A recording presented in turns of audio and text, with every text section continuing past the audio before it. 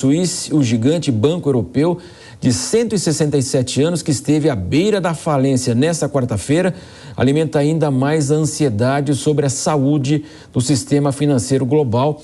Após a maior liquidação em único dia, do banco, os líderes também se reuniram com as autoridades do país para discutir opções para estabilizá-lo.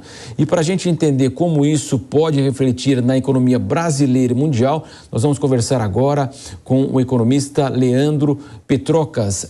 Leandro, prazer tê-lo conosco aqui. De fato, inicialmente tivemos aquele episódio com bancos nos Estados Unidos, agora o Credit Suisse, que tem um lastro muito grande também em relações, inclusive até com o Brasil. A situação vai se complicando, pode de fato haver um transbordamento para um cenário que afete o mercado financeiro global. Bom dia, prazer tê-lo conosco. Bom dia, Marcelo, bom dia a todos da Jovem Pan, obrigado pelo convite. Bom, toda vez que se fala em risco de liquidez no mercado bancário, naturalmente isso gera muita incerteza por conta do mercado, isso naturalmente pode trazer impactos na economia, risco de recessão, corrida por liquidez, corrida por saques, o que naturalmente traz muitos elementos de risco, não só para o sistema financeiro, mas podendo transbordar para a economia real. Agora, vale a pena ressaltar que o sistema financeiro brasileiro ele é bastante robusto, o Banco Central atua de forma bastante contundente junto aos agentes do mercado financeiro, então há uma maior robustez, uma maior segurança quando a gente fala de bancos brasileiros vis-à-vis outros bancos mundo afora. Leandro, agora a pergunta do nosso comentarista Diogo Schelp. Olá, bom dia. Em relação à taxa de juros, a gente tem visto muita discussão sobre o que pode acontecer com a taxa de juros básica, tanto lá nos Estados Unidos quanto no Brasil. O que esperar em relação a isso? Pode haver uma antecipação, inclusive, de corte da Selic no Brasil? Entendo que sim, pode haver uma antecipação, muito por conta do mercado de crédito, Naturalmente, esse evento referente aos bancos internacionais traz um pouco de pressão para que haja uma queda nas taxas de juros, O Fed já falava em continuar o aumento muito para controlar a inflação e agora o próprio mercado já está meio dividido se haverá manutenção ou se haverá um pequeno aumento que haverá na quarta-feira que vem. Aqui no Brasil também há uma pressão do governo contra o Banco Central, a inflação já dá sinais de arrefecimento. A queda recente do petróleo também é um grande driver para a queda de inflação, é um gatilho, Então, naturalmente, há uma expectativa de que possa vir, sim, corte na próxima reunião, tanto do Fed quanto do Banco Central Brasileiro, especialmente no Copom, na quarta-feira que vem, mas também um cenário de manutenção com um comunicado que sinalize eventuais quedas nas próximas reuniões. Dependendo do desenrolar dos fatos, também é algo que faz bastante sentido que o mercado entende que possa ser um caminho que o Banco Central venha a tomar. Mas, nitidamente, há um cenário mais propício para a queda de juros de hoje até o final do ano.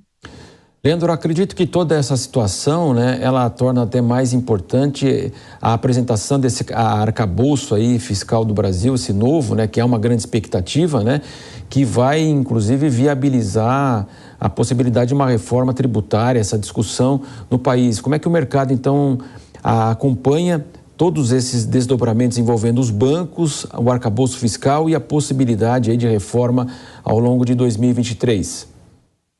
Perfeito. A expectativa de que o Ministério da Fazenda apresente ao presidente na sexta-feira, o que seria uma proposta, isso ainda vai passar por uma série de análises, debates e também, de alguma forma, uma negociação junto ao Legislativo.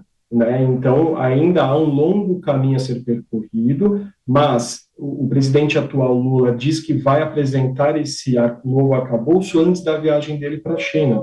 Então, a gente precisa entender quais são os termos desse arcabouço, quanto que o novo governo está comprometido com o controle das despesas, em relação ao fiscal, que sempre é um grande ponto de atenção em qualquer governo, e o mercado pode reagir de forma bastante abrupta, somado ao nível de incerteza que existe por conta do disso que vai acontecendo com os bancos internacionais, somado ao fato da reunião do FED na quarta-feira e a decisão do Banco Central Europeu hoje, que já subiu os juros em 0,5%, com falas, inclusive, bastante duras da presidente do Banco Central Europeu. Ou seja, se essa proposta flertar com maior gasto, com o fiscal descontrolado, o mercado pode reagir de forma bastante negativa, correr para títulos mais seguros, de repente estressar a curva de juros de mercado, que seria bastante ruim já no cenário fragilizado que a gente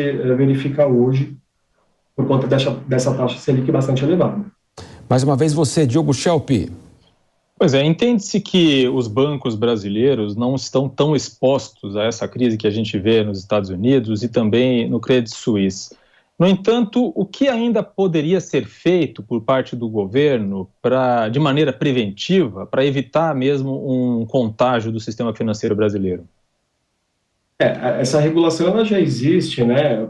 A gente pode até fazer um comparativo aqui do nível de alavancagem que o Banco Central brasileiro estabelece para que as instituições financeiras mantenham, ou seja, aquilo que nós vimos em 2008 de grandes bancos americanos quebrando, muito por conta de alavancagem e crédito podre. A gente sabe que o Banco Central já faz uma forte diligência, inclusive em questão de um mês já liquidou 2 instituições financeiras por falta de liquidez, né, salvo engano, Portocred e uma outra que me foge ao nome, mas também uma instituição que foi liquidada, e você também tem o Fundo Garantidor de Crédito que repõe eventuais perdas no caso de quebra de instituições financeiras, claro, com limite de valor e por CPF. Ou seja, no curtíssimo prazo, o que o Banco Central pode fazer, de repente, aumentar o nível de reserva dos depósitos das instituições dentro do Banco Central para aumentar ainda mais a liquidez para,